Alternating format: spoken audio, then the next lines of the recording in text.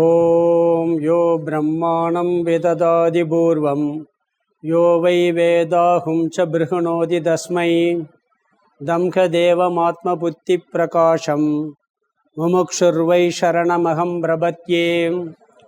ஓம் நமோ பிரம்மாதிப்யோ பிரம்ம வித்யா சம்பிரதாய கர்த்ருப்யோ வம்ச ரிஷிப்யோ மகத்யோ நமோ குருப்யக. சர்வோபப்ளவரஹிதக பிரஜானகணக பிரத்யகர்த்தோ பிரம்மைவாகமஸ்மி. ஓம் பிரம்மானந்தம் பரமசுகதம் கேவலம் ஞானமூர்த்திம் துவந்த்வாதீதம் ககனசத்ருஷம் தத்துவமஸ்யாதிலக்ஷ்யம்.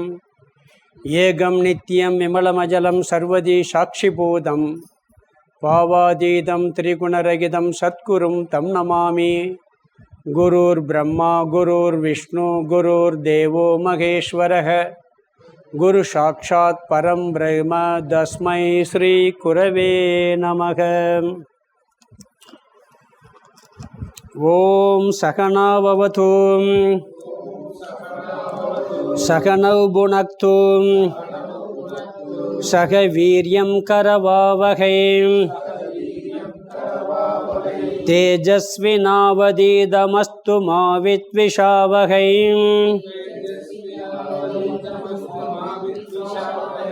ஓம் சாந்தி சாந்தி சாந்தி. நமஸ்ரீ சங்கரானந்த குருபாதாம்புஜன்மனே சவிலாச மகாமோக கிராக கிராசைக கர்மணே. 279 ஸ்லோகம், 6வது அத்தியாயம். சிரவணாதித்ரயம் தத்வத் தத்வமித்யா விவேச்சனம் புனர்க்ரந்தேரணுதயோ போதஸ்யைதே த்ரயோ மதாः. சிரவணாதித்ரயம் தத்வத் தத்வமித்யா விவேச்சனம் புனர்க்ரந்தேரணுதயோ போதஸ்யைதே த்ரயோ மதாः.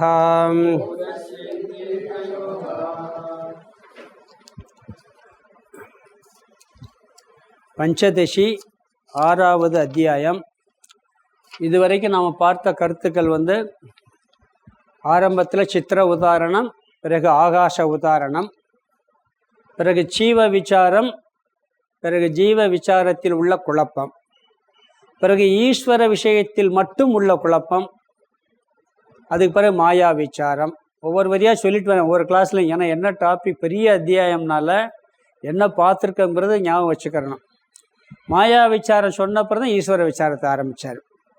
பிறகு ஈஸ்வர பிரம்ம விஷயத்தில் உள்ள குழப்பம். முதல்ல ஈஸ்வர விஷயத்தில் மட்டும் உள்ள குழப்பம், இப்போ ஈஸ்வர பிரம்ம விஷயத்தில் உள்ள குழப்பம். பிறகு ஈஸ்வரனையும் பிரம்மனையும் சேர்ந்து விசாரம் பண்ணார். பிறகு பிரம்மன் அத்வைதம்ங்கிற கருத்து முக்கியமாக நிலைநாட்டப்பட்டது. கடைசியாக பார்த்து முடித்தது ஜீவன் முக்தி விசாரம். 257லேருந்து 75 வரைக்கும் ஜீவன் முக்தி விசாரம் முடிச்சுட்டு ஒரு முக்கியமான டாபிக் வந்திருக்கோம். ஜீவன் முக்தியில் என்னன்னு சொன்னால் அதிகமாக பூர்வபக்ஷி கருத்து. இந்த ஜீவன் முக்தி விதேக முக்தியை பற்றியெல்லாம் பார்த்தீங்கன்னா நிறைய குழப்பங்கள் இருக்குது. அதனால் நிறையா பூர்வபக்ஷி கேள்வி கேட்டு அதுக்கு பதில் சொல்கிறது மாதிரி நிறையா அதில் விளக்கமெல்லாம் சொன்னார். அதில் கூட ஞானம் வந்த பிறகு ஜீவன் முக்தின்னு ஆசை வருமா அப்படின்லாம் ஒரு கேள்வி முக்கியமாக வந்தது. ஆசை வரும் அப்படின்னார். பிராரப்த கர்ம வசத்தால் ஆசை வரும், ஆனால் பந்தமோ பாதிப்போ ஏற்படுவதில்லைங்கிறது அதில் ஒரு முக்கியமாக பார்த்தோம். பிறகு ஞானி என்ன செயல்பட மாட்டான், ஜட மாதிரி இருப்பானான்னு அப்படிலாம் இருக்க மாட்டான். அவன் உடலை பேணும் விஷயத்தில், உணவு சாப்பிட்றது தூங்குற விஷயத்தில் ஞானி எல்லாரையும் மாதிரி தான் செயல்படுவான்னார். சில உதாரணங்கள் புராணங்களில் சொல்லப்பட்டிருக்குன்னா அவங்க விவகாரத்திலிருந்து வெளியே வர்றதுக்காக காட்டில் போயிருந்தாங்க. இருந்தாலும் கூட அவங்களுடைய உடலை பேணுறதுக்கு சாப்பிடாமையோ தூங்காமலையோ இருந்ததே இல்லைங்கிற கருத்தை முக்கியமாக சொன்னார் அவர். ஞானியும் செயல்படுவான்கிறதும் உபனிஷத்துல பிரமாணத்துல இருக்கு. செயல்பட மாட்டான்ங்கிறது ஜடத்தை போல் மரத்தை போல்னு சொல்லி போல்னே சொல்லியிருக்கே ஒழிய ஜடமா மரமா இருப்பான்னு சொல்லவே இல்லை. ஞானியும் செயல்படுவான். ஏன் அவங்க பிறகு விவகாரத்தை விட்டு போனாங்கன்னா அதுக்கு ஒரு காரணம் சொன்னார். என்ன சொன்னார்? பயம், பற்று வந்து விடுமோ என்ற பயத்தினால் இங்கேருந்து போய் விவகாரத்தை விட்டு போய் இருந்தாங்க. அந்த பற்று வந்து விடுமோங்கிற பயம் இல்லாத அளவுக்கு ஞான நிஷ்டையாகிறது தான் ஞான பலன். அது அப்படி இருந்தால் நீ எல்லா விவகாரத்தையும் எப்பயும் போல பண்ணிக்கிட்டே இருக்கலாம் அப்படிங்கிறத சொல்லி சொன்னார். கடைசியாக சொல்லும்போது துயரத்திற்கெல்லாம் காரணம் பற்று தான். இது உலக அனுபவம். பற்று இல்லை என்றால் துயரம் இல்லை அப்படிங்கிற கருத்தை சொல்லிட்டு போன கிளாஸில் நம்ம பார்த்த முக்கியமான கருத்து 3 சாதனைகளை இங்கே விளக்குகின்றார். எல்லா சாதனையும் இந்த 3க்குள்ளே சுருக்கமாக கொண்டு வந்து அடக்கிறார். இது வித்யாரண்யருடைய ஒரு டாப் மோஸ்ட் விளக்கம். இதில் வந்து ஒரு இந்த 3 சாதனையை விளக்கி முடிக்கும் பொழுது ஒரு அருமையான கருத்து சொல்கிறார். ஞானம் வந்த பிறகு வைராக்கியம் இல்லாட்டி மோட்சம் இருக்கா, மோட்சம் இல்லையா, யாருக்கு மோட்சம் யாருக்கு மோட்சம் இல்லை அப்படிங்கிற கருத்தை தெளிவாக அதில் விளக்க போகிறார். அதனால் என்ன பண்ணார்னா 3 சாதனைகள் சொன்னார். 3 சாதனைகள், வைராக்கியம், ஞானம், உபரதி அப்படிங்கிற 3 சாதனைகளை சொல்லி அந்த 3 சாதனைகளை நாம் எப்படி அறிந்து கொள்ள வேண்டும் அப்படிங்கிறதுக்காக சில கருத்துக்களை சொன்னார். ஒரு நியதியை சொன்னார். இந்த வைராக்கியம் என்பதும் அறிமுகப்படுத்தினார். உபரதி என்பதும் ஞானம் என்பதும் பொதுவாக சேர்ந்து இருக்கும், சில இடங்களில் சேராமலும் இருக்கும் அப்படிங்கிறத அறிமுகப்படுத்திட்டு பிறகு 277 என்ன சொன்னார்னா, இதில் வைராக்கியம்னா என்ன, உபரதின்னா என்ன, ஞானம்னா என்ன அப்படி பிரித்து தெளிவாக தெரிந்து கொள்ள வேண்டும் என்றால் நான் ஒரு நியதி சொல்கின்றேன், இந்த நியதியை அப்ளை பண்ணி பார்க்கணும்னார். இது விவகாரத்தில் கூட பார்க்கலாம்.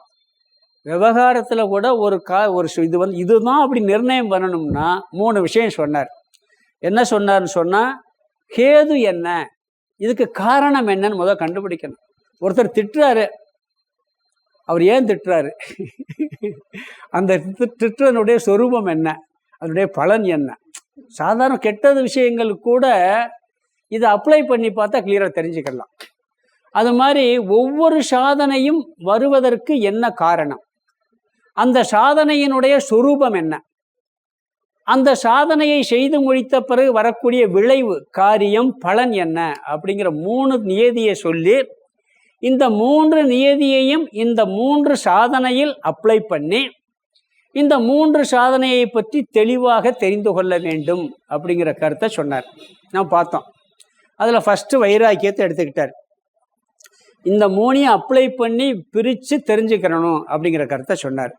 வைராக்கியத்தை நம்ம போன கிளாஸில் நம்ம பார்த்தோம். முக்கியமாக வைராக்கியத்துக்கு என்னன்னு சொன்னால், கேது என்னன்னா தோஷ தர்சனம், அனைத்து தோஷங்களையும் பார்த்தல். ஒரு பொருளிலிருந்து விலகணும்னா அதில் இருக்கக்கூடிய சுக தரிசனம் கிடையாது.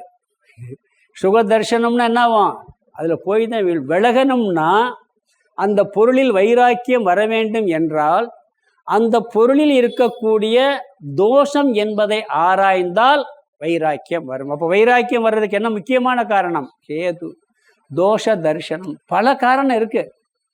முக்கியமான காரணம் தோஷ தரிசனம் இருந்தால் வைராக்கியம் வரும். வைராக்கியம் வர வேண்டும் என்றால் தோஷ தரிசனம் வேண்டும். அதனுடைய சொரூபம் என்னன்னு சொன்னால், அதை விட்டுவிட வேண்டும் என்ற விருப்பம்னர். இந்த பொருள் எனக்கு வேணாம் அப்படிங்கிற விட்டுவிட வேண்டிய விருப்பம். ஒரு பொருள் வைராக்கியம் வந்துருச்சுன்னு என்ன, அதுக்கு எனக்கு வேணான்னு ஒதுக்கிடுவோம். ஒதுக்கினா தானே அது வைராக்கியம்னு பேர். அந்த விட்டுவிட வேண்டும், எனக்கு அது தேவையில்லை என்ற விருப்பம் வைராக்கியத்தினுடைய சொரூபம். காரியம் என்ன, அதனுடைய பலன் என்னன்னா, மீண்டும் போகத்திற்கு அடிமையாகாமல் இருத்தல். ஒரு போகத்தில் இருக்கக்கூடிய தோஷ தரிசனத்தை பார்த்து வைராக்கியம் வந்துவிட்டால் அது வேண்டாம் என்ற எண்ணம் இருப்பது அதனுடைய சொரூபம். மீண்டும் அதில் நாடாமல் இருப்பது அதனுடைய பலன் சொல்லி நம்ம வைராக்கியத்தினுடைய தோஷ தரிசனத்தை போன கிளாஸில் பார்த்தோம். 278 அப்போ வைராக்கியத்துக்கு 3 என்னன்னு சொன்னால், தோஷ திருஷ்டி, சொரூபம், விட்டுவிட வேண்டும் என்ற விருப்பம், பலன் என்ன, காரியம் என்னன்னா போகத்திற்கு அடிமையாகாமல் இருத்தல். அந்த போகத்தில் போய் அடிமையாகாமல் இருப்போம், அதுலேருந்து விலகிடுவோம். அடிமைத்தனம் இருக்குல்ல, ஒவ்வொரு விஷயத்துலையும் போனால் ஒரு காஃபி டீகளோட நம்ம அடிமையாக இருப்போம். ஒரு காஃபி டீ கூட குடிக்காமல் இருக்க முடியாது. ஏன்னு சொன்னால் அது போகத்துக்கு அந்த விஷயத்தில் அடிமையாக இருக்கும். இந்த வைராக்கியத்தின் பலன் என்னன்னா, அப்போ நம்மளாம் காஃபி டீயே சாப்பிடக்கூடாதுன்னு நினச்சிடாதீங்க. நிறையாத்தையும் சாப்பிட்டுக்கிட்டு இருக்கோம். ஆனால் இல்லாட்டி துக்கம் வரக்கூடாது. யாதனின் யாதனின் நீங்கியான் நோதல் அதனின் இடல். எதுலையும் ஒட்டாமல் இருந்துருவோம். ஆள் மனசில் விவகாரத்தில் ஒட்டிக்கிட்டு இருக்க முடியலாம், இருக்கவே முடியாது. அதனால தான் அதை அந்த குறளை 1330 குறளில் ஒரு குறள் தான் உதறு ஒட்டாமல் எழுதியிருக்காரு. ஏன்னா எதில் ஒட்டக்கூடாதுங்கிற கருத்தை அதில் வச்சுட்டாரு வள்ளுவர். ஆள் மனசில் ஒட்டாமல் இருந்தால் ஆள் மனசில் துக்கம் வராது. வெளியே விவகாரத்தில் எல்லாம் ஒட்டிக்கிட்டு தான் இருப்போம், எல்லாம் பற்று இருக்கும், எல்லாம் இருக்கும். அதனால பலன் என்னன்னா, அந்த பொருளுக்கு அடிமையாகாமல் இருத்தல். இது விவேகம். நிறைய அதனுடைய விளக்கம் போன கிளாஸில் ஃபுல்லாக பார்த்துருக்கோம். அடுத்தது இப்போ 279வது ஸ்லோகத்தில் ஞானம் எடுத்துக்கிட்டார். இங்கே ஞானம், இங்கே என்ன பண்ணணும், கேதுவென்ன, காரணம் என்ன, ஞானத்தினுடைய சொரூபம் தன்மை என்ன, ஞானத்தினுடைய விளைவு என்னன்னு 3 சொல்கிறார். பிறகு உபரதி, இந்த 3ஐயும் சொல்லிட்டு 3ல் 1 இருந்து 2 இல்லாட்டி என்ன பலன், 3 சேர்ந்து எப்படி இருக்கும், 3 ஏன் சேர்ந்து இல்லாமல் இருக்கும், மோட்சத்திற்கு எது முக்கியமான காரணம், 2 இருந்து ஞானம் இல்லைன்னா மோட்சம் வராட்டாலும் அவனுக்கு என்ன பலன் கிடைக்கும். சரி, இங்கே 1 இருக்குது, ஞானம் மோட்சம் மட்டும் கிடைக்குமானா கட்டாயம் கிடைக்கும். வேறு என்ன கிடைக்காது, ஜீவன் முக்தி கிடைக்காது. ஜீவன் முக்தி இல்லைன்னா இங்கே தொக்கப்படுவான். அழகாக இந்த டாபிக் நீங்கள் இப்போ இதுக்கு பின்னாடி வரக்கூடிய டாப்பிக்கை இந்த பஞ்சதசியில் எங்கேயும் பார்க்க முடியாது. அவர் ஏதோ இடத்துல எடுத்து அவர் தனியாக அவர் சொந்தமாக சொல்லலை. அவர் சாஸ்திரத்தினுடைய கடல். வித்யாரண்ய மகாசுவாமிகள் வித்யா ஆரண்யம். அவர் எங்கெங்கெல்லாம் எடுத்து சொல்கிறார். அவ்வளோ உள்ளுக்குள்ளே எல்லாமே அப்படியே பதிவு மாதிரி இருக்கு அவருக்கு. இவ்வளோ எழுதும்போது எந்த உபனிஷத்தில் கீதையெல்லாம் அத்தனையில் எடுத்து கொட்டேஷன் பார்க்குறோமா இல்லையா. எந்த கருத்தை சொன்னாலும் உபனிஷத்தில் ஏதாவது ஒரு உபனிஷம் எடுத்து சொல்வார், ஒரு பகவத்கீதை எடுத்து சொல்வார், அனுபவத்தை சொல்வார், யுக்தியை சொல்வார்.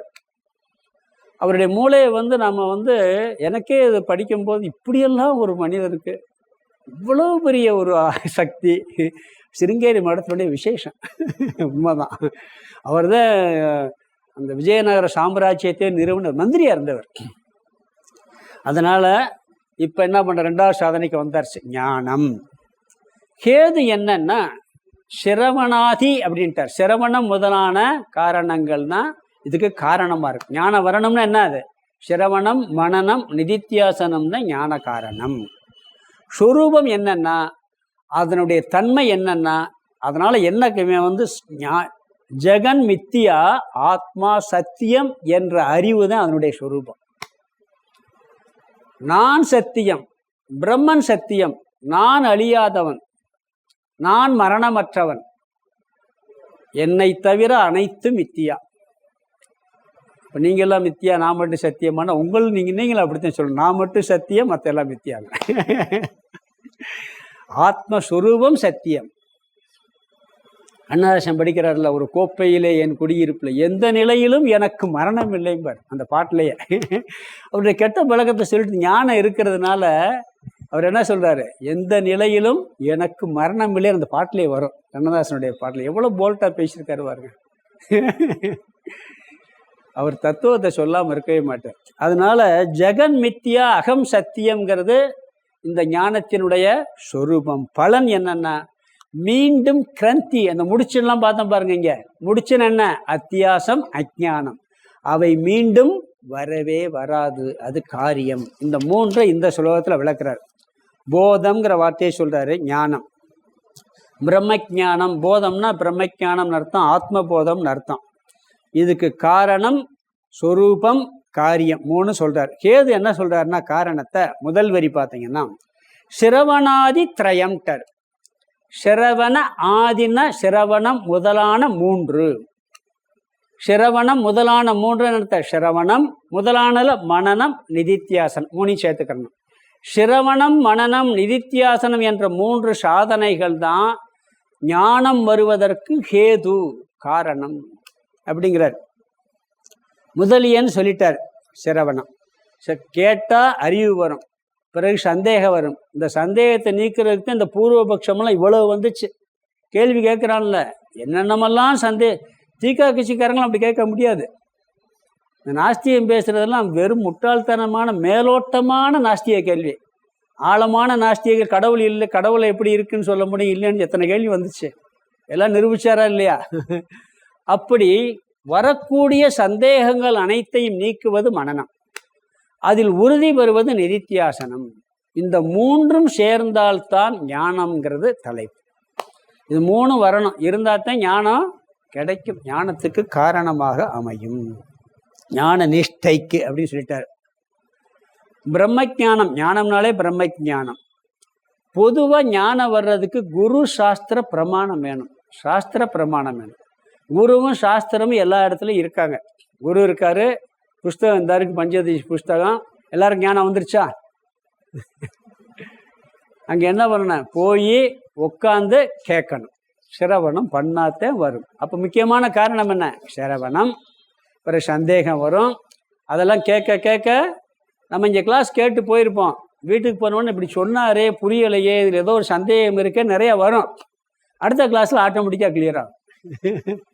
சில நேரம் கேள்வி கேட்டால் கிளியர் ஆகும்.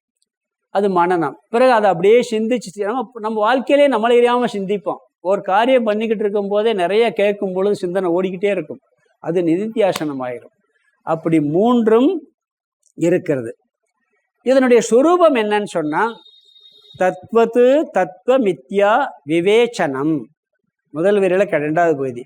தத்வத்து தத்துவ மித்யா விவேச்சனம். தத்துவத்துன்னு அதை போலவே, தத்துவன்னா உண்மை, மித்தியான்னா பொய்யானது. தத்துவ மித்யா விவேகம், உண்மையையும் பொய்யையும் விரிப்பதுதான் இந்த ஞானத்தினுடைய சொரூபம். அதனுடைய தன்மை என்ன? நம்ம என்ன செய்யணும்? அதில் உண்மையை பிரித்து புரிஞ்சுக்கிறது என்னுடைய சொரூபம். இது உண்மை, இது பொய்ன்னு தெரிஞ்சுக்கிட்டது அறிவினுடைய தன்மை. ஒரு விஷயத்திலே, உலக விஷயத்திலேயே ஒருத்தன் பேசுகிறேன்னா அது உண்மையா பொண்ணையான்னு புரிஞ்சுக்கிட்டாதான் நம்ம தெளிவான அறிவோடு இருக்கோம்னு அர்த்தம். சில பேர் என்ன பண்ணுவான், நம்மளை நிறையா புகழ்ந்துக்கிட்டு இருப்பான், நல்லா புகழுவான், அப்படியே மயங்கி என்ன பண்ணிடுவான், மயக்கம் போட்டு விழுந்துருவான். பொய்யா புகழ்றானா உண்மையா புகழ்றானா அப்படிங்கிற அறிவு வேணும். அந்த அறிவை நம்ம அதை தெரிஞ்சுக்கிறணும். உண்மை பொய்யை பிரித்து அறிவது ஞானத்தினுடைய சொரூபம். தத்வத்து தத்துவ மித்யா விவேச்சனம்டர். தத்துவன்னா உண்மை, மித்தியானா உண்மை போல தெரியக்கூடிய பொய். இதை பிரித்தல் ஞானத்தினுடைய சொரூபம். நிறைய பழம் இருக்கு, அதில் எது வாழைப்பழம், எது ஆப்பிள் பழம், எது மாம்பழம்னு பிரிச்சறிகிறதுக்கு ஒவ்வொன்றையும் பிரித்து தெரிஞ்சுக்கிறணும். அதுக்கெல்லாம் சில சொரூபம் இருக்குது. வாழைப்பழம்னா பிரிச்சுதான் சாப்பிட்ணும். அப்படியே சாப்பிட்டா, ஒரு கதை சொல்லியிருக்கேன் ஏற்கனவே, சென்மியானந்தர் சொன்னது. ஒருத்தர் வந்து வெளிநாட்டிலேருந்து வாழைப்பழத்தையே பார்க்காதால இவர் நல்லா டேஸ்ட்டாக இருக்கு வேற சொல்லிவிட்டார். யார்? நம்ம நாட்டுக்காரரு. இங்கே வந்து வாழைப்பழம் வாங்கியிருக்காரு. வாங்கிட்டேன்னா சாப்பிட்டு பார்த்துருக்கார், ருசியே இல்லை, ஒரு ருசி கூட இல்லை. நீங்கள் வாழைப்பழம் டேஸ்ட்டாக இருக்குன்னு சொன்னீங்க, நானும் சாப்பிட்டு பார்த்தேன் அப்படிங்கிறார். இல்லை, நீ வந்து காயா வாங்கியிருப்ப, நான் பழம் வாங்கிட்டு வரேன்னு சொல்லி அவரும் கொடுக்குறாரு. இவர் என்ன பண்ணுறாரு, அவர் முன்னாடி அப்படியே சாப்பிட்றாரு. அவர் சிரிப்பு வந்துடுது. வாழைப்பழம் தொலியை உரிக்காமல் சாப்பிட்டா எப்படி இருக்கு, டேஸ்ட் இருக்குமா? வாழைப்பழம்னா உரிச்சு சாப்பிடணும், ஆப்பிள் பழம்னா அப்படியே சாப்பிடலாம், மாம்பழம்னா அப்படியே சாப்பிடலாம், இது தோலோடு சாப்பிடக்கூடாது. ஒவ்வொன்றுக்கும் ஒரு பிரிவு இருக்கு. அது மாதிரி பிரித்து அறிதல், ஒன்றிலிருந்து ஒன்றை பிரித்து அறிகிறது அதனுடைய சொரூபம். இங்கே என்னத்தை பிரிக்கிறோம்? உண்மையும் பொய்யும் கலந்திருக்கின்றது. உண்மையான பிரம்மனிடம் பொய்யான இந்த உலகம் கலந்திருக்கின்றது. இந்த இரண்டையும் பிரித்து அறிவது விவேச்சனம். சத்தியமித்யா விவேச்சனம், பிரம்ம ஜகத் விவேச்சனம் அப்படிங்கிறார். பிரம்மஸ்வரூபம் என்ன? இருக்கிறது, விளங்குகிறது, ஆனந்த ஸ்வரூபமாக இருக்கிறது. பிரம்மன் இருக்கு, எங்கே இருக்கு? சுயமாகவே இருக்கு, விளங்கி கொண்டிருக்கின்றது. பிரம்மன் வந்து எங்கேயோ ஒளிஞ்சிருக்குல்ல, அதனால தான் என்ன சொல்கிறோம், அங்கெங்கனாதபடி எங்கும் பிரகாசமாங்கிறோம். அவன் இல்லாத இடமே இல்லைன்னு சொல்லிட்டு காணாமல் தேர்னா எப்படி? அவன் இல்லாத இடமேன்னு ஒரு வார்த்தையை பயன்படுத்துகிறான். அப்புறம் எங்கே இருக்குன்னு தேடினா என்ன அர்த்தம்? இங்கே இருக்காரு தெரியலை, விளங்கிக்கிட்டு இருக்காரு தெரியலை. புரியுதா? அப்போ அஸ்தி பாதி பிரியம், இருத்தல் விளங்குதல் ஆனந்தம், இதெல்லாம் பிரம்மஸ்வரூபம். ஜெகத் ஸ்வரூபம் என்ன? வெறும் நாம ரூபம்.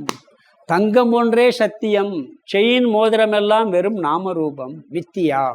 அப்படிங்கிற பிரித்து அறியக்கூடியது ஞானத்தினுடைய சொரூபம். பொதுவாக ஞான சொரூபம் என்னன்னா பிரகாசம் சொல்லுவோம்.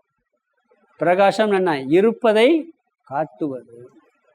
இருப்பதை காட்டுவது பிரகாசம், இல்லாததையும் காட்டுவது பிரகாசம். இந்த அறையில் இருக்கோம், இப்போ வெளிச்சம் இருக்கு, யார் யார் இருக்கா, எத்தனை பேர் இருக்காங்க, என்ன சேர் இருக்கு அப்படிங்கிறதெல்லாம் இப்போ காட்டிக்கிட்டு இருக்கு. புரியுத? வெளிச்சம்.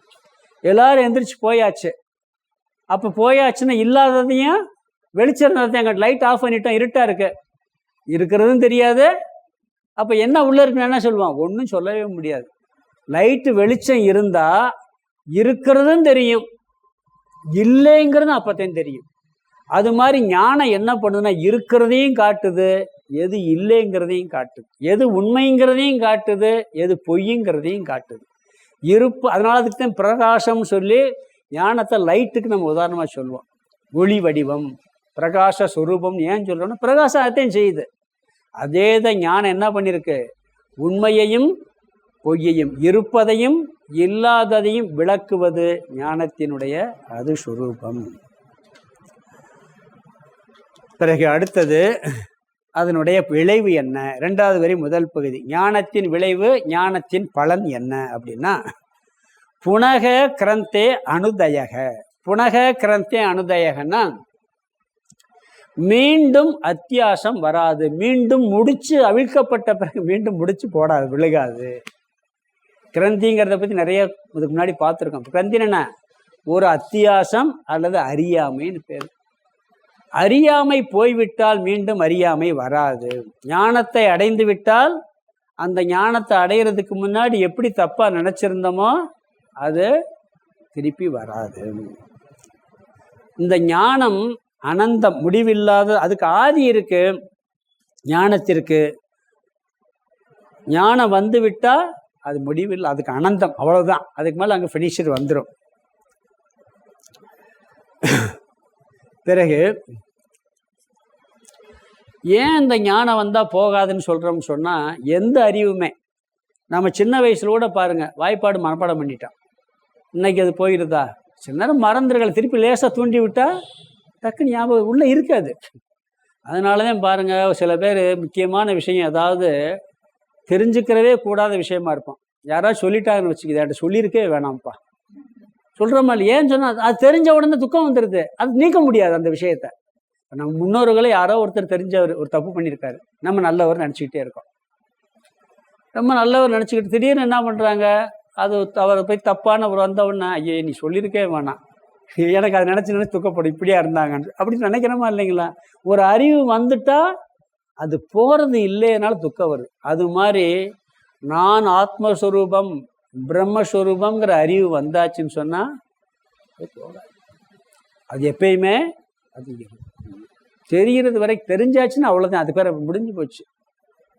இப்போ சூரியன் உதிக்குதுங்கிறது சின்ன வயசில் நம்ம பார்த்துக்கிட்டு இருந்தோம். சூரியன் மறையுதுங்கிறது எல்லாருக்கும் இருக்குது, அது அறியாமை தானே. நம்ம சயின்ஸ் எல்லாம் இங்கே இருக்கவங்களும் சயின்ஸ் தெரியும்ல, படிச்சிருக்க மாதிரி. இப்போ சூரியன் நிலையாக நிற்கிது, பூமி சுற்றுதுங்கிற ஞானம் இருக்கா இல்லையா? ஆனால் காட்சிக்கு அது இல்லை. ஆனால் நம்மளுக்கு இந்த அறிவு இருக்கா இல்லையா? அந்த அறிவு என்னைக்காவது போகுமா? ஏதோ இருக்குது, ஆனால் சூரியன் உண்மையிலே சுற்றுறது இல்லை, பூமி தான் சுற்றுதுங்கிறது மைண்டில் இருக்கா இல்லையா? காட்சியில் பொய்யா தெரிஞ்சாலும் கூட அந்த அறிவு போகாது, ஒரு இடம் அடைஞ்சாச்சு. அது கிளாஸ் ரூமில் ஒரு படத்தெல்லாம் வச்சு இதை சூரியன் இது இப்படிலாம் விளக்கியெல்லாம் காமிச்ச பிறகு இந்த அறிவு போகுமா நம்மளை விட்டு? போகல. அது மாதிரி ஞானம் வந்துவிட்டால் ஞானம் போகாது, அறியாமை நீங்கிவிட்டால் அறியாமை வராது. போனது வராது, வந்தது போகாது. போனது வராது, வந்தது போகாது. அது ஞானத்தினுடைய பலன் அப்படிங்கிற ஞான காரியம். அதனால என்ன சொல்றாருன்னு சொன்னா, கேசட்டில் இருக்கிற மாதிரிலாம் அழிக்க முடியாது. ஒரு கேசட்டில் மெமரி கார்டில் போட்டு வச்சிருப்பான், இப்போ போய் அழிச்சிட்டு வந்துடலாம். நம்ம அழிக்க முடியாது. ஒருத்தருக்கு வந்து ஏற்கனவே ஏதாவது ஒரு காரணத்தில் பழைய இது மறந்து போயிருக்கோம். சில பேர் ஆறாங்களா இல்லையா, அந்த பூர்வ என்னன்னு பண்ணுவாங்க, பழசு பூரா மறந்து சில சினிமாவில் காமிப்பான், நம்ம நேரம் பார்த்ததில்லை, அவருக்கு வந்து பூரா மறந்து போச்சு அப்படிம்பாங்க.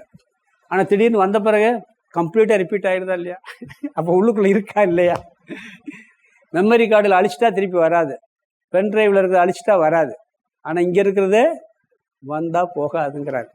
இந்த ஞானத்தினுடைய பலன் அறியாமை, போன அறியாமையை கொண்டு வர முடியாது, வந்த ஞானம் போகாது அப்படிங்கிறார். அதனால பிரமாணம், இதாவது இதுக்கு ஹேது வந்து பிரமாணம், பிரகாச ஸ்வரூபம், அஞ்ஞான நிவர்த்தி இதனுடைய காரியம் பலம். ஒரு பிரமாணத்திலிருந்து வருவதுதான் ஞானம். குரு சாஸ்திரங்கிற பிரமாணத்தை சிரவண மனன நிதித்தியாசத்தின் மூலமாக வருவது ஞானம். அது இருப்பதை உண்மை பொய்யை காட்டுவது சொரூபம், பலன் அஞ்ஞானம் நீங்குவது. இந்த முனியை எல்லாத்துலையும் அப்ளை பண்ணிட்டு வர்றாருங்க.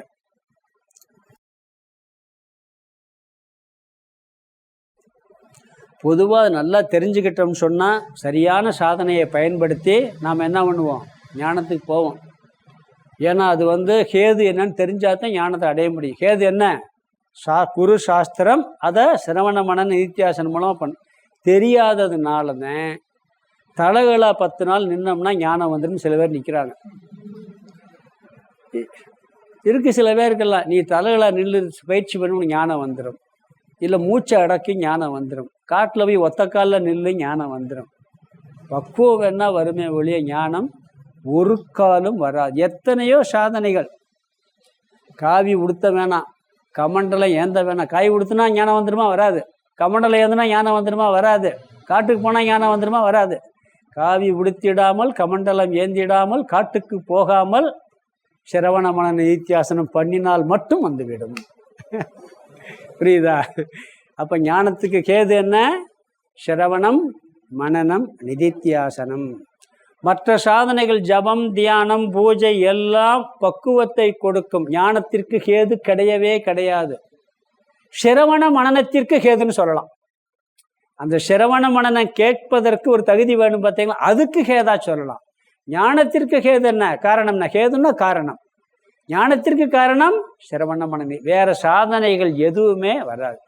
அதை நான் திருப்பி திருப்பி சொல்வேன்.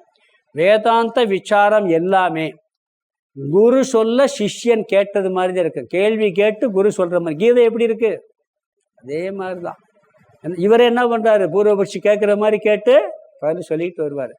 கிருஷ்ணர் என்ன எவ்வளவு பெரிய மகான், கடவுள் அவதாரம் இல்லையா அவரு, அவரால் செய்ய முடியாது இருக்குமா? தலையில கையை வச்சு உனக்கு ஞானம் வந்துருட்டுன்னு போயிருக்கலாம்ல அர்ஜுனனுக்கு. அவன் கேட்ட கேள்விக்கு தலையில இப்படி கையை வச்சு உனக்கு ஞானத்தை கொடுத்தாச்சு போ அப்படின்னு அனுப்பிச்சிருக்கலாம்ல. பண்ணாரா? கேட்க கேட்க அவனுக்கு திருப்பி திருப்பி சந்தேகம் வருது. ஒரே கேள்வியை கடைசி வரைக்கும் கேட்பான். ஞானமா கர்மமா, சந்நியாசமா இல்லறமா, அப்புறம் கடைசி தியாகமா சந்நியாசமா, 18வது அத்தியாயம் வரைக்கும் அந்த கேள்வி இருக்கும். அப்போ கேட்டதுக்கெல்லாம் பதில சொல்லி என்ன பண்றாரு, நிறைய பண்றாரு. அப்போ ஞானத்திற்கு சிரவணாதி தான். இந்த ஞானம் வந்தால் போகாது, அஞ்ஞானம் போனால் வராது. இது அதனுடைய பலன். அஞ்ஞானம் வந்து போறது பலன்கிறார். அதனால என்ன சொல்றாரு இங்க கடைசியா 2வது போதஸ்ய ஏதே திரையக மதாகா. ஞானத்திற்கு இந்த 3ம் கருதப்படுகின்றது. இந்த 3 தான் சொல்லப்படுது. எது இப்ப சொன்ன 3 ஞானத்திற்கு இந்த தத்துவத்தை அப்ளை பண்ணி புரிஞ்சுக்கிறன்னு சொல்லி சொல்றாரு. ஸ்லோகத்துக்கு அர்த்தம் பார்த்துக்கலாம். சிரவணாதி திரயம், சிரவண ஆதி, சிரவணம் முதலான, அந்த முதலானதுல மனனம் நிதித்தியாசனத்தை சேர்த்துக்கிறணும். சிரவணம் மனனம் நிதித்தியாசனம். இந்த சிரவண ஆதி சம்ஸ்கிருத வார்த்தையில் ஆதின்னு சேர்ந்தா முதலானவின் அர்த்தம். முதலானவின் என்ன சுருக்கமாக அவர் சொல்லிடுறார். ஏன்னா இந்த ஒரு வார்த்தையை சொன்னால் இந்த கிளாஸுக்கு வந்தவங்க மிச்சம் 2 சேர்த்து புரிஞ்சுக்கிடுவாங்க அப்படின்னு சொல்கிறார் அவர். ஏன்னா இங்கே வர்றவங்கெல்லாம் கொஞ்சம் ஏற்கனவே கேட்ட ஸ்டூடெண்ட். அதுக்காக என்ன எப்பயும் பாருங்கள், இவர் ரொம்ப சுருக்கமாக வார்த்தையை கையாள். ஆதின்னு சொல்லி ஒரு வார்த்தை பின்னாடி வரப்போது உபரதிக்கு சொல்ல போகிறார். ஒரு ஆதின்னு ஒரு வார்த்தையை போடாது, பெரிய லிஸ்ட்டு வர்றதுல. அதனால சிரவணாதினா சிரவணம் மனனம் நிதித்தியாசனம் ஆகிய திரயம் 3ம் கேது. இது வந்து கேதுன்னு வச்சுக்கோங்க. மூன்றும் முதல்ல சொல்லிட்டு, அடுத்தது அதுபோல தத்துவத்து. தத்துவத்து தத்துவ.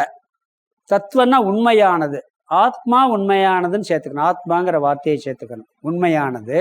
மித்தியா, ஜகத் மித்தியா. விவேச்சனம், பிரித்து அறிவது. ஆத்ம உண்மையானது, மித்தியா என்று பிரித்து அறிவது ரெண்டாவது. இது சொரூபம். நாமஸ்வரூபம் நான் சொல்றேன். முதல்ல என்ன பண்ணியிருக்காரு? சிரவண மன நிதித்தியாசனம் 3. அதுபோல உண்மை பொய் என்ற இது சொரூபம், பிரித்து அறிவது. பிறகு ரெண்டாவதுல புனக, மீண்டும். கிரந்தே கிரந்தேகே அனுதயோ, அதை பிரிச்சோம்னா கிரந்தேனா முடிச்சு, அத்தியாசம், அனுதயகன்னா வராமல் இருப்பது. 3 ஸ்டேட்மெண்ட் கொடுத்துருக்காரு. சிரவணம், மனனம், முதித்தியாசனம் 3.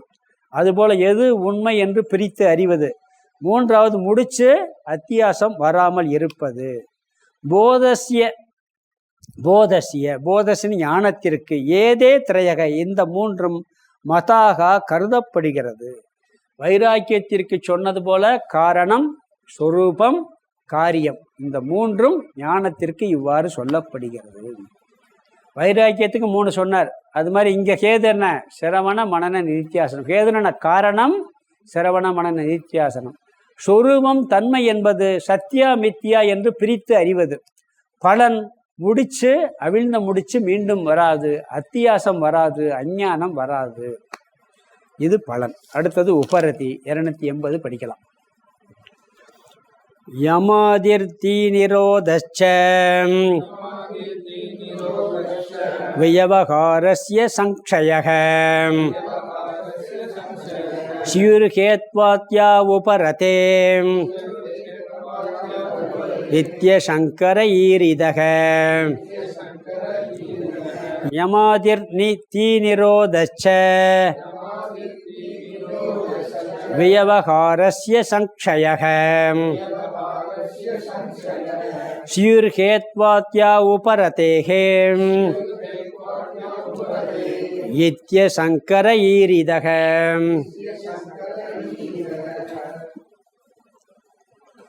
278 வைராக்கியம், 279 ஞானம். 3 சாதனை சொல்லியிருக்காரு. இங்க உபரதி 280 உபரதி.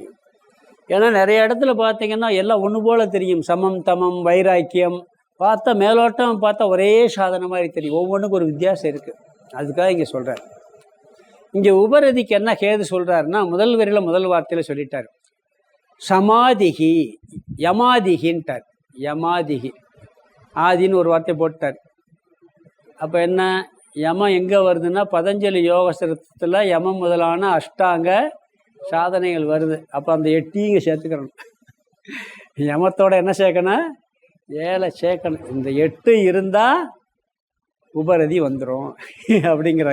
இந்த உபரதிக்கு காரணம், உபரதினா மன அமைதியாகுதல், மனதை அமைதிப்படுத்துதல், விவகாரத்திலிருந்து விலகி இருத்தல். மன அமைதியாகிறதுக்கு காரணம் என்ன ஆகணும்னா, யம முதலான 8 விதமான யமாதின்ட்டார். யம முதலானவைகள். பதஞ்சலி யோக சூத்திரத்தில் அஷ்டாங்க யோகம் சொல்லி 8 சாதனைகள் சொல்கிறார். அதை நிறையா, அதுக்கு விளக்கம் நிறையா இருக்குது. நம்ம புதுசாக பார்த்தோம்னா அதுக்கு 4-5 கிளாஸ் வேணும். சுருக்கமாக அதை 8 சொல்கிறேன், அவ்வளோதான்.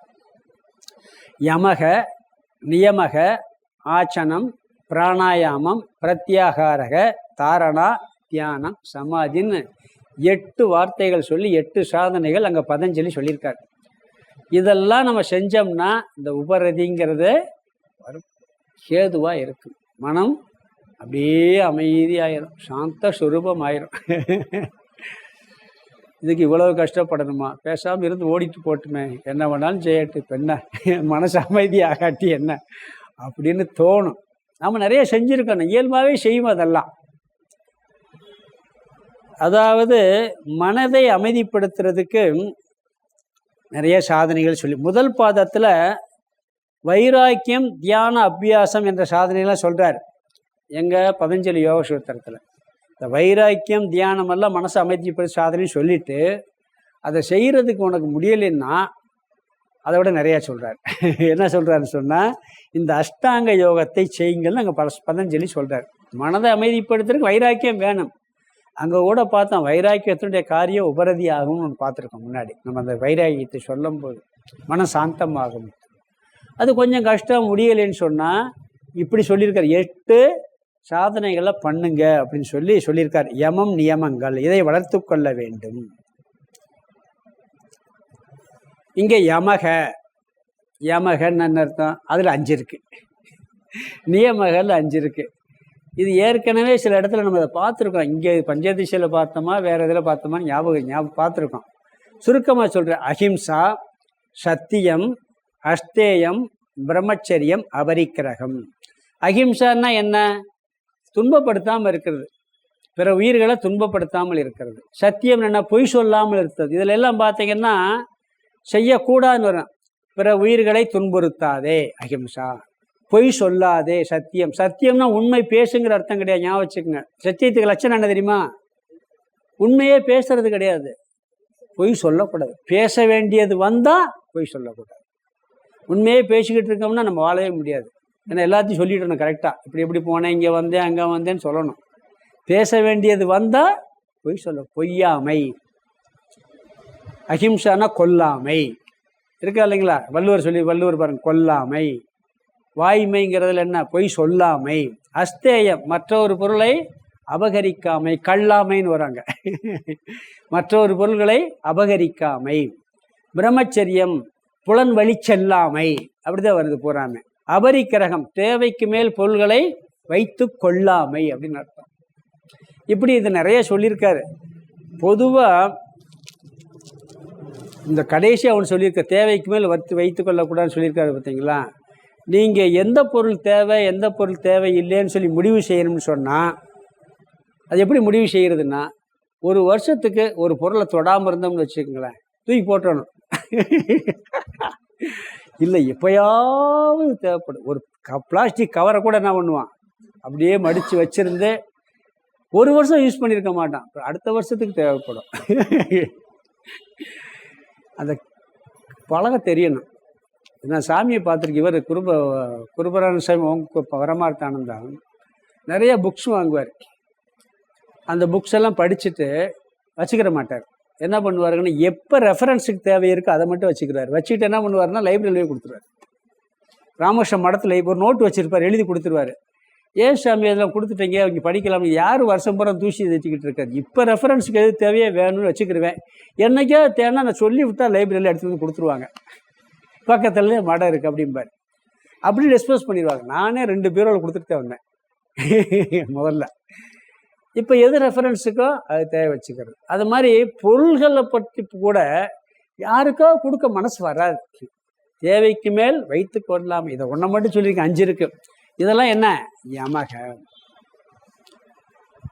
பிறகு இந்த யமகங்கிறது கொஞ்சம் கடைப்பிடிக்கணும். நியமகங்கிறது அதிலே ஒரு இடத்துல சொல்லியிருக்காரு, கடைப்பிடிச்சாலும் பரவாயில்ல, கொஞ்சமாவது கடைப்பிடிக்கம்பார். அது என்னன்னா சௌஷம், தூய்மையாக இருத்தல். உடலையும் உடையையும் இருக்கிற இடத்தையும் சுத்தமாக வச்சுக்கிறது ஒரு பழக்கம்.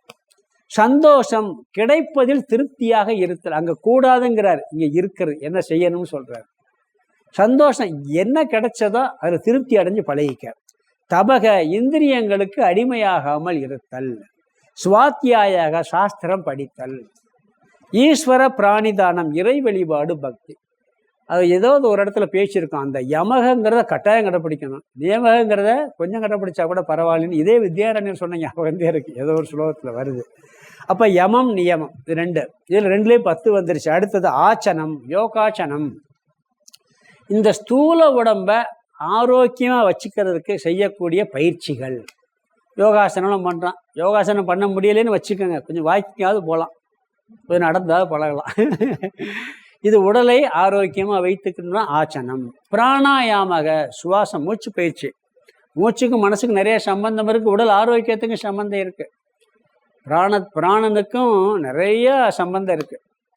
டாக்டரே மூச்சை உள்ளே இழுத்து மெதுவாக விடுன்னு பார்த்துட்டு டெஸ்ட் பண்ணுறாரு, ஸ்டெத்தஸ்கோப் வச்சு பார்க்குறாங்க.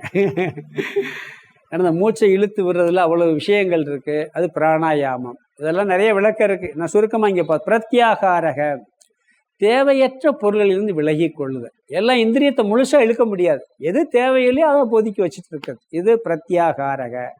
தாரணன்னா இந்த தமம், அந்த இந்திரிய கட்டுப்பாடை நம்ம எதுலேருந்து பிரிச்சிருக்கோமோ தொடர்ச்சியாக அப்படியே பண்ணினோம்னா அது வந்து தாரணை. இது தியானத்துக்கு பயன்படும்.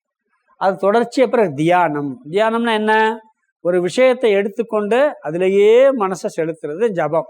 ஜபமெல்லாம் பண்ணுறது தியானம்.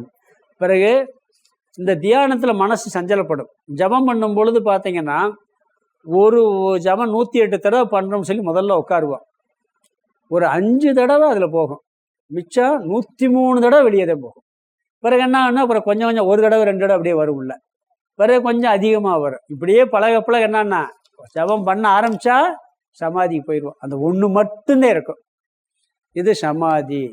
இதெல்லாம் சேர்ந்து 8 அங்கம். இது என்ன சொல்கிறாரு? உபாதிக்கு ஒரே வார்த்தையில் யமாதின்னு முடிச்சிட்டார். இது ஹேது. இதை நீ ஓரளவுக்கு செஞ்சுட்டு வந்தேன்னா என்னாகும்? உனக்கு மனம் அமைதி அடைந்து விடும். ஹேது உபரதி என்பதற்கு காரணமாக அமைவது. பிறகு ரெண்டாவது அதனுடைய சொரூபம் என்னன்னு சொன்னா, இங்கேயும் ஒரு சொல்றார் ரெண்டாவது வார்த்தை. இதுவும் ஒரே வார்த்தை. தீ நிரோதக. தீன்னா சித்த விருத்தி, நிரோதகன்னு அமைதி. சித்த விருத்தியினுடைய அமைதி உபரதிக்கு சொரூபம். சித்த வந்து என்னாகும்? அமைதியா இருக்கிறது அதனுடைய சொரூபம். உபரதிங்கிற சாதனையினுடைய சொரூபம்ங்கிறார் பதஞ்சலி. 2வது சூத்திரம் இது. சித்த விருத்தி நிரோதகங்கிறது 2வது சூத்திரத்தில் வருது. யோகம்னாலே இந்த சித்த விருத்தியை அமைதிப்படுத்துறது தான். மனதில் இருக்கக்கூடிய எண்ணங்களை எல்லாம் ஒழுங்குபடுத்தி அமைதிப்படுத்துதல். அதில் சொல்வார் எந்தெந்த விதத்தில் எண்ணம் வருது, எப்படியெல்லாம் அலைபாயுது, அதை எப்படியெல்லாம் ஒழுங்குபடுத்துறதுங்கிறதுக்கு நிறைய பயிற்சியெல்லாம் சொல்லப்பட்டிருக்கு. விலைக்கு சொல்கிறார் அங்கே பதஞ்சலி. இங்கே யோக சித்த விருத்தி நிரோதக, சித்தத்தை அமைதிப்படுத்துதல். சில பேர் என்ன பண்ணுறாங்கன்னா சித்த விருத்தி நிரோதம்னா எண்ணங்களில் அழிக்கிறதுன்னு சொல்கிறாங்க. இந்த சதாசிவ பிரம்மேந்திரர் இதுக்கு விளக்கம் சொல்கிறார். இந்த சித்த விருத்தி நிரோதகங்கிறதுக்கு என்ன சொல்ற? எண்ணங்களை அழிப்பது சித்த விருத்தி நிரோதம் இல்லை. எண்ணங்களை உங்களால் முழுசு அழிக்க முடியாது. எண்ணங்களை அழிப்பதல்ல. சரி, வேற என்ன வராமல் இருக்க செய்யறது? அதுவும் கிடையாதுங்க. நீங்கள் ஒரு பொருளை பார்க்குறீங்க, அதை பற்றி என்ன வராமல் இருக்குமா? யாராவது பார்க்குறீங்க, என்ன வரத்தையும் செய். எண்ணம் வராமல் இருப்பது சித்த விருத்தி நிரோதம் இல்லை. வேற எண்ணம் வராமல் இருக்குது. இருக்கிற எண்ணத்தை அழிப்பதும் சித்த விருத்தி நிரோதம் இல்லை. இது சதாசிவ பிரம்மேந்திரர் சொல்றார். மனதில் இருக்கக்கூடிய தேவையற்ற எண்ணங்களை நீக்கி தேவையான எண்ணங்களை வைத்தல். தாமச ராஜச எண்ணங்களை நீக்கி சாத்வீக எண்ணங்களை கொண்டு வருதல் சித்த விருத்தி நிரோதகங்கிறார் அங்க சதாசிவ பிரம்மேந்திரர். மனதை சத்துவகுணமாக மாற்றுவது தான் சித்த விருத்தி நிரோதக ஒழிய எண்ணமே இல்லாமல் செய்வதோ எண்ணமே வராமல் இருப்பதால் இல்லை.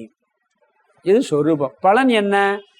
வியவகாரஸ்ய சம்சயக, விவகாரத்தை குறைக்கிறது.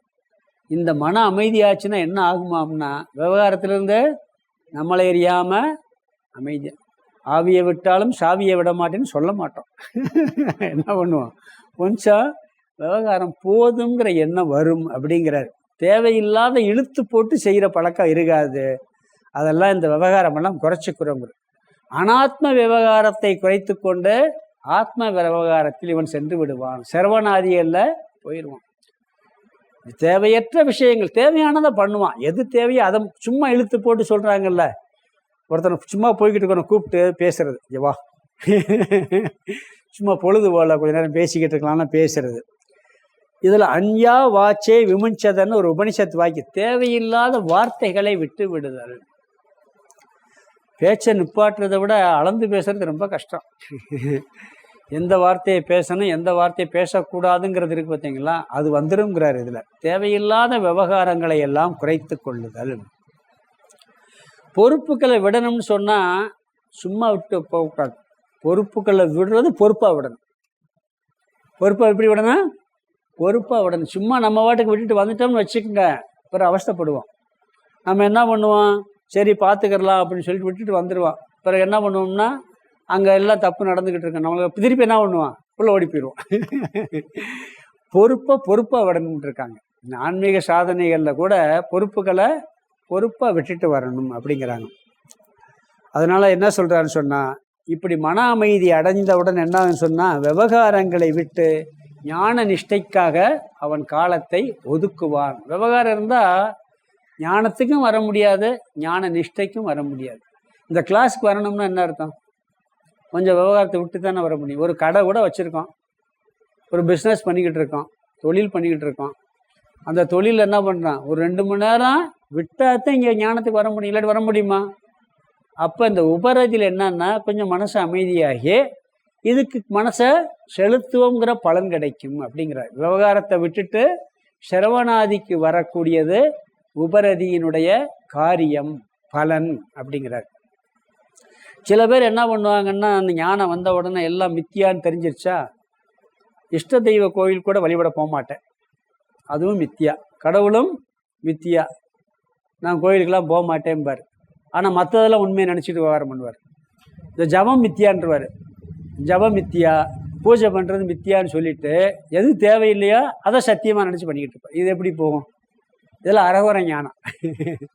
அதெல்லாம் பண்ணணும், பண்ணக்கூடாதுன்னு இல்லை, அது எப்போ பண்ணணுமோ அப்போ பண்ணணும். பண்ணவே முடியாத சூழ்நிலை வந்தால், அந்த ஞானம் வந்தால் அதுக்கு துக்கம் வராது.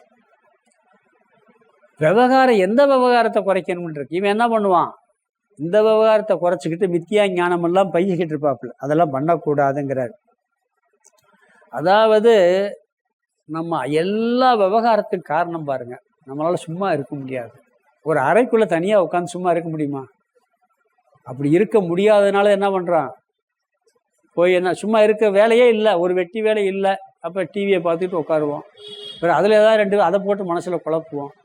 உண்மையை நினச்சிக்கிட்டே துக்கப்படுறதுக்கிறத விட்டு போட்டு டிவியை பார்த்துட்டு அழுகிறது ரொம்ப பேருக்கு இருக்குது. அதில் வர்ற விஷயத்தை பார்த்துக்கிட்டு இப்படி நம்ம ஒரு இடத்துல தனியாக சும்மா இருக்க முடியலை, விவகாரம் ஒதுங்கி இருக்க முடியலை.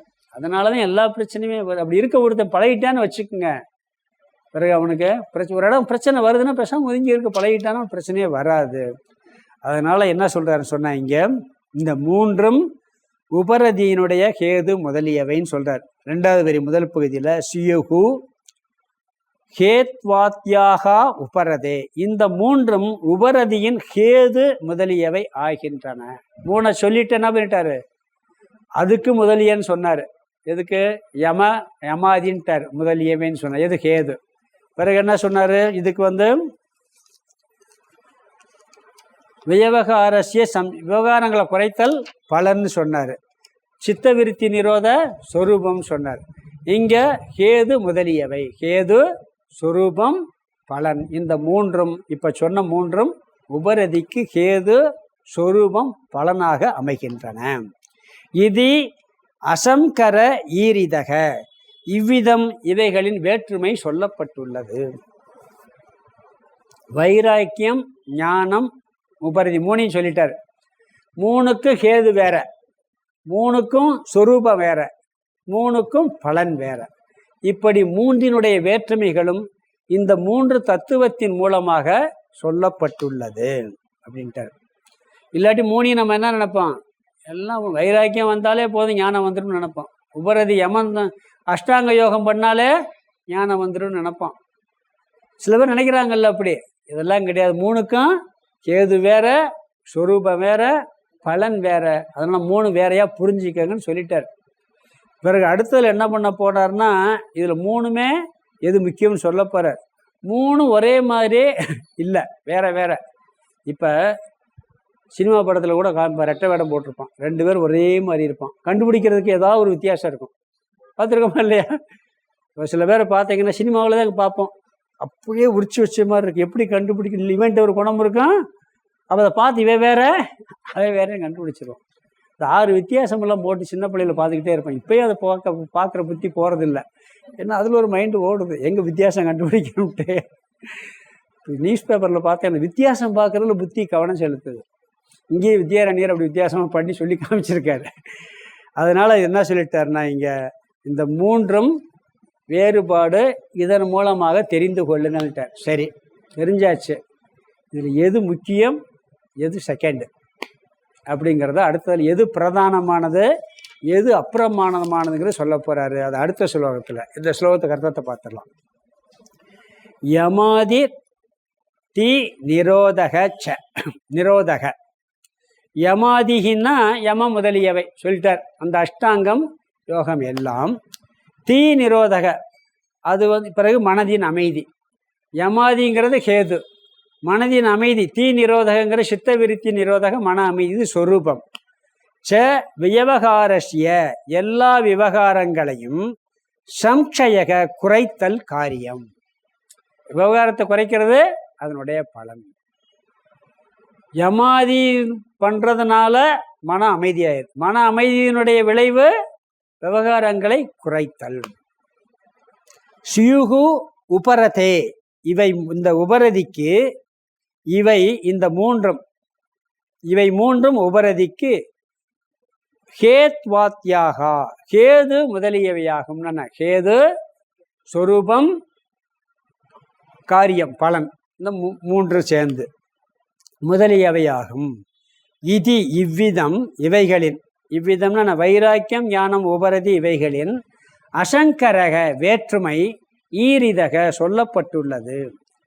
இங்கே உபரதிக்கு காரணம் யமம் முதலானவை, சொரூபம் மன அமைதி, பலன் விவகாரம் குறைத்தல்.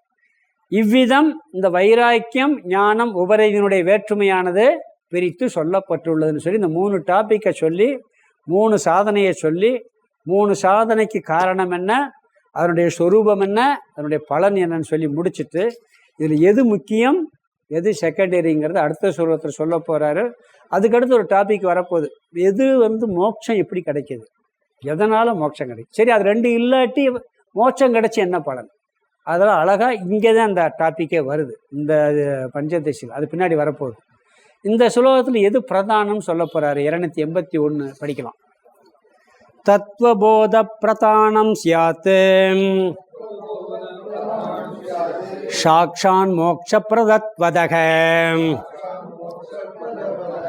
போதோபகாரிணா வேதௌ வைராக்கியோ பரமாவுபௌ. தத்வபோத பிரதானம் ஸ்யாத் சாக்ஷான் மோக்ஷ பிரதத்வதக போதோபகாரிணா வேதௌ வைராக்கியோ பரமாவுபௌ.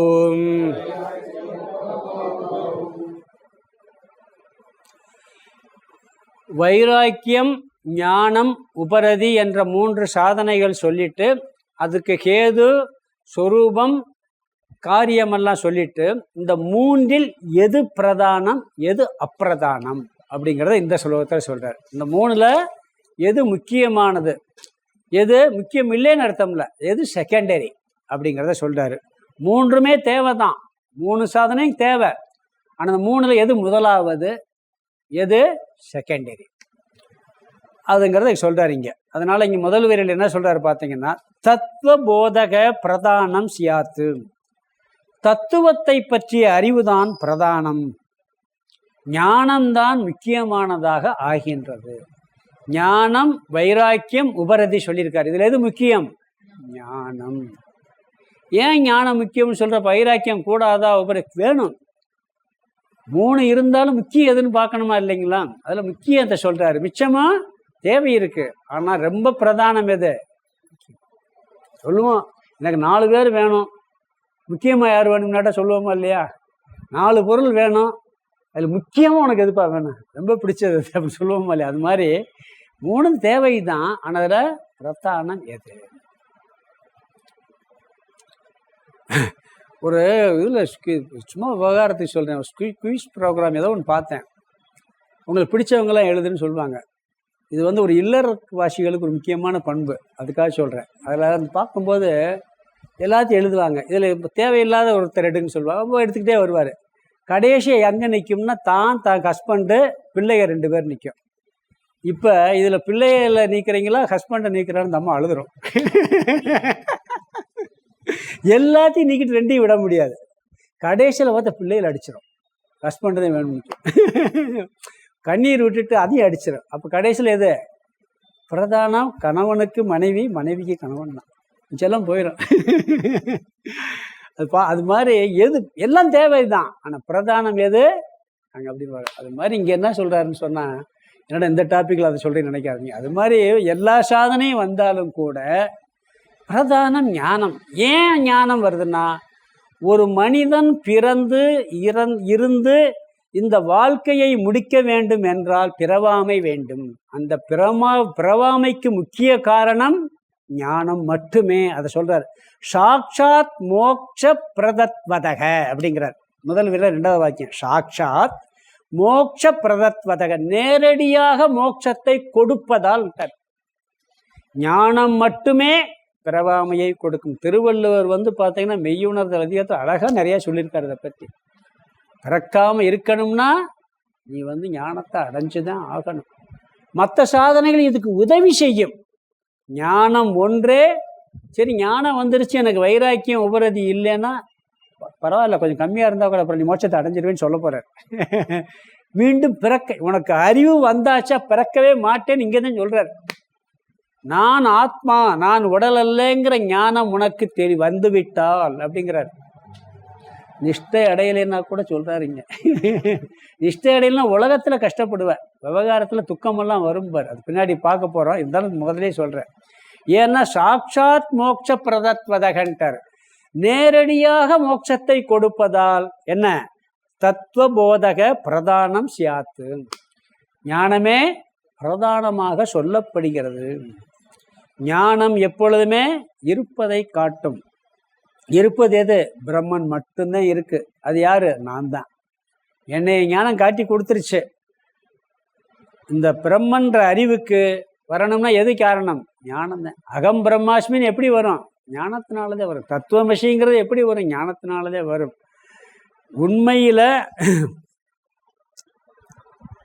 உண்மையிலேயே இந்த உண்மையை அறிவிக்கிற அறிவு எதுன்னா அந்த ஞானம்தான்.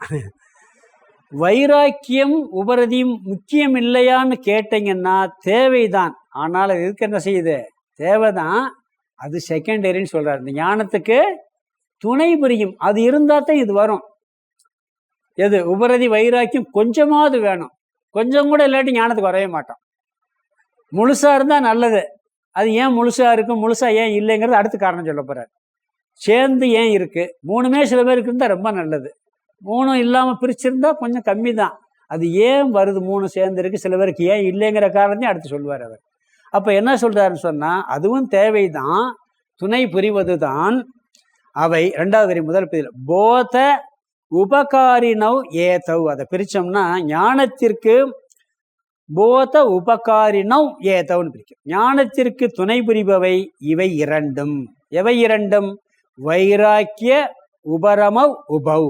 வைராக்கியம் உபரமம் ஆகிய இரண்டும் ஞானத்திற்கு துணை புரிபவை. பிரதானம் ஞானம். ஞானத்திற்கு துணை புரிவது எது? வைராக்கியம் உபரம. ஞானத்திற்கு கேது காரணம் சிரவணாதி திரயம், சிரவண மனன நித்தியாசனம். இந்த சிரவண மனன நித்தியாசனத்துக்கு கேதுவா இருக்கிறது வைராக்கியம் உபரமம். வைராக்கிய உபரமம் இருந்தால் சிரவணத்துக்குள்ள நம்ம கொஞ்சம் போவோம், போய் மனன நித்தியாசனம் பண்ணிடுவோங்கிறார். இந்த வைராக்கியம் உபரதி கொஞ்சமாவது இருந்தாத்தான் வேதாந்தத்துக்குள்ள வந்திருப்போம். அடிக்கா சொல்றேன், கொஞ்சமாவது வைராக்கியம் வந்து கிளாஸ்க்கே வர முடியும். இல்லாட்டி வர முடியுமா? டிவி பார்த்துட்டு உட்காரலாம்ல. அதனால என்ன சொல்றாருன்னா வைராக்கியமே ஞானத்தை கொடுக்காது, உபரதியே ஞானத்தை கொடுக்காது. ஞானத்துக்கு அழைச்சி கொண்டு போய் உள்ள விட்டுரும், நம்மளை ஞானத்தில் கொண்டு போய் விடும் அது. அதனால ஞானத்திற்கு எது காரணமோ அதுக்கு காரணமா வைராக்கியம் உபரதி. ஞானம்தான் பிரதானம், காரணம் அது மோட்சத்தை கொடுக்கும். கண்டிப்பா ஞானத்தை கொடுத்து மோட்சத்தை கொடுக்குங்கிறார். கண்டிப்பா அது ஞானத்தை கொடுத்து மோட்சத்தை கொடுத்துடும். முக்கியமானது சிரவணாதி. சககாரிக்கு எது துணை புரிவது? வைராக்கியம் உபரக. ஒரு இடத்துக்கு போகணும், கார் வேணும். நல்ல கார் இருந்தால் தான். இப்போ சென்னை போகணும்னு வச்சுங்களேன், நல்ல கார் இருந்தால் அழகாக போயிடலாம். கார் வேணுமா இல்லையா? முக்கியமான இது என்ன வேணும்? கார் வேணும், ஒரு ட்ராவல் பண்ணுற ஒரு வாகனம் வேணும். சரி, வாகனம் நல்லாத்தே இருக்குது, ரோடு பூரா குண்டும் குழியுமா இருக்குது, வண்டி ஓட்டவே முடியலை. வாகனம் இருந்து என்ன பிரயோஜனம்? ரோடு நல்லா இருக்கு, காரே இல்லைன்னா போகவே முடியாது. அங்கே போகிறதுக்கு முக்கிய காரணம் காரு தான். அதுக்கு ரோடு வேணுமா வேணாமா? துணை புரிவது 4வே ரோடாக இருந்தால் ஜல்லுன்னு அழகாக போயிடலாம். குண்டும் குழியமாக இருந்தால் 2 நாள் அங்கே போய் சேர போகவே முடியாது. சில வண்டி பள்ளத்துக்குள்ளே சக்கரம் வைக்கிறோம். அது மாதிரி முக்கிய காரணம் ஞானம். கேது சக காரணம் வைராக்கியம் உபரதின்னு இருக்காரு. இதுக்கு இன்னும் கொஞ்சம் விளக்கம் இருக்கு. அதுக்கு பிறகு முடிக்க போகுது. இன்னும் கொஞ்சம் பார்த்துட்டு ஸ்லோகத்துக்கு அர்த்தத்தை அடுத்த வகுப்புல பார்க்கலாம். ஓம் பூர்ணமத பூர்ணமிதம் பூர்ணாத் பூர்ணமுதச்யதே பூர்ணஸ்ய பூர்ணமாதாய பூர்ணமேவாவசிஷ்யதே. ஓம் சாந்தி சாந்தி சாந்தி. ஹரிஹி ஓம் ஆதிகுருநாத சுவாமிக்கு ஜெய்.